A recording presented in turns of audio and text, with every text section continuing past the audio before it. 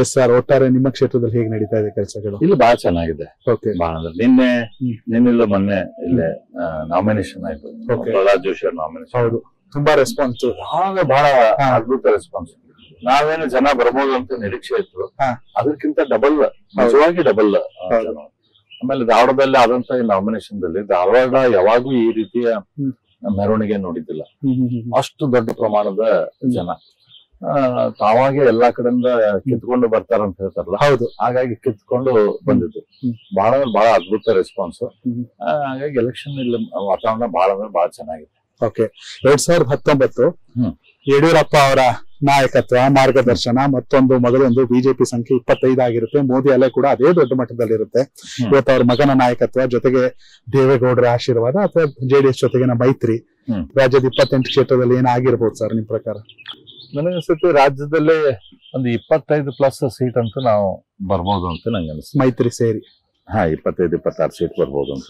Sir, ರಾಜ್ಯದಲ್ಲಿ ಕಾಂಗ್ರೆಸ್ ಸರ್ಕಾರ, guarantee ಅಲೆ ಇವೆಲ್ಲ ಕೇವಲ 3 ಸೀಟ್ಗಷ್ಟೇ ಸೀಮಿತ ಆಗುತ್ತಾ?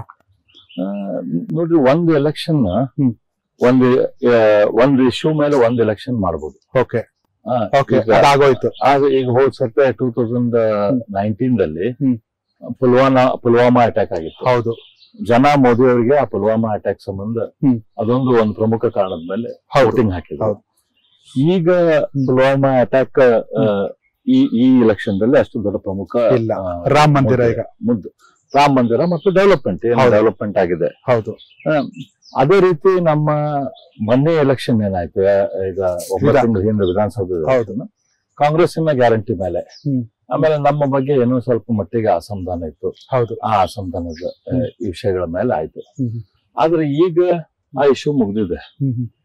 ಈಗ ಇಶ್ಯೂ ಈಗ ಬೇರೆ ರಾಷ್ಟ್ರದ ವಿಷಯಗಳು ಪ್ರಧಾನ ಆಗ್ತಾವು, ಮೋದಿ ಅವರ ವಿಷಯ ಪ್ರಧಾನ ಆಗ್ತೈತಿ.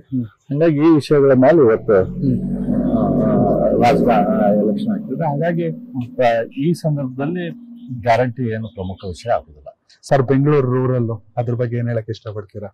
Bengaluru rural naturally DK. Shivakumar ಅವರು, ಡಿ.ಕೆ. ಸುರೇಶ್ ಇಬ್ರು ಅವರು ಬಹಳ ವೈಯಕ್ತಿಕ ಪ್ರತಿಷ್ಠತೆ ಇಟ್ಕೊಂಡು ಹೋರಾಟ ಮಾಡ್ತಿದ್ದಾರೆ. ಹಂಗಾಗಿ ಅಲ್ಲಿ ಇಂಟ್ರೆಸ್ಟಿಂಗ್ ಫೈಟ್ ಆಗ್ತದೆ. ಇಂಟ್ರೆಸ್ಟಿಂಗ್ ಫೈಟ್ ಆಗುತ್ತೆ. ಡಾಕ್ಟರ್ ಮಂಜುನಾಥ್ ಅವ್ರ ಬಗ್ಗೆ, ಅವ್ರ ಅಭ್ಯರ್ಥಿ ಆಗ್ತಾರೆ ಅನ್ನುವಾಗ ಏನ್ ಅನಿಸ್ತು? ಬರ್ಬೇಕಂತವ್ರ ರಾಜಕೀಯಕ್ಕೆ?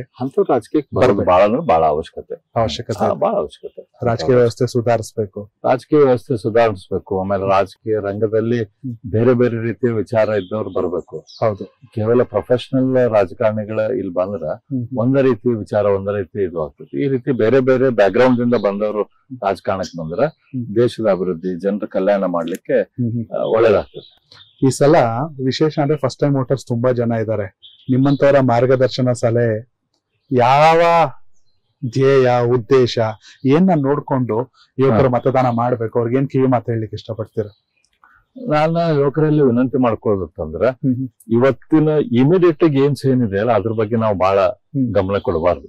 ಓಕೆ, ಲಾಂಗ್ ಟರ್ಮ್ ಗೇಮ್ ನಮ್ಗೇನಿದೆ, ಲಾಂಗ್ ಟರ್ಮ್ ನಮ್ಗೆ ದೇಶಕ್ಕೆ ಏನಾಗ್ತೈತಿ, ರಾಜ್ಯಕ್ಕೆ ಏನಾಗ್ತೈತಿ, ಸಮಾಜಕ್ಕೆ ಏನಾಗ್ತೈತಿ, ಆಮೇಲೆ ನಮಗೇನಾಗ್ತೈತಿ.